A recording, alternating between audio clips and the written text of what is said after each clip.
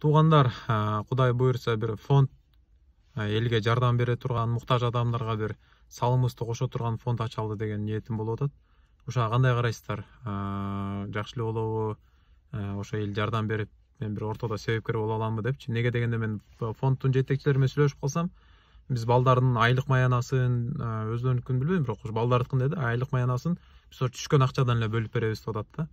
Анан эми жакшыбы жаманбы билбейм, эми Алланын астына барганда көрөрбүз, бирок мен жүрөгүмө көп жаккан жок да ушул нерсечи. Элден түшкөн акчаны түзмө түз 100% берсек деген бир менин буйрса ниетим болуп атат. Мисалы үчүн мен да өзүм жекече карточкаларым бар. Баягы айлык түшкөн эме түшкөндөрчү, акча чогулткан. Мен андан сырткары өзүнчө жекече ачып, түшкөн акчаларды аяктан бир тыйын албай, колдон келсе наоборот кошуп, ошо анан муну эмнеге дегенде мага башынан бери элечи көп адамдар жардам керек деп полный жанагы ооруп аткан болсо документтерин баары жөнөтүп, гемодиализде жаткан болсо анысын жөнөтүп, кырсыктан болсо анысын баарын жөнөтүп эметчет.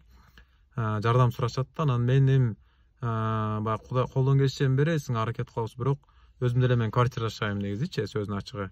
Биз квартплата төлөп, балам частный мектепте окуйт, анын баарын төлөп, эми баягы жаман эмес, Кудайга шүгүр, кенен кесир, эми ошондон ашканын да берип берем, бирок баягы бир жалгыз адам жетишпейт экен да, кыскасы. Анан экинчи жакшы жаңылык, жардам берет элем, ушундайлар барбы гана айтып койчу дегендер да болуп атат да. Бирок мен убактым жок, сен сага эле берип койсок, сен эле өзүң берип койсоң депчи.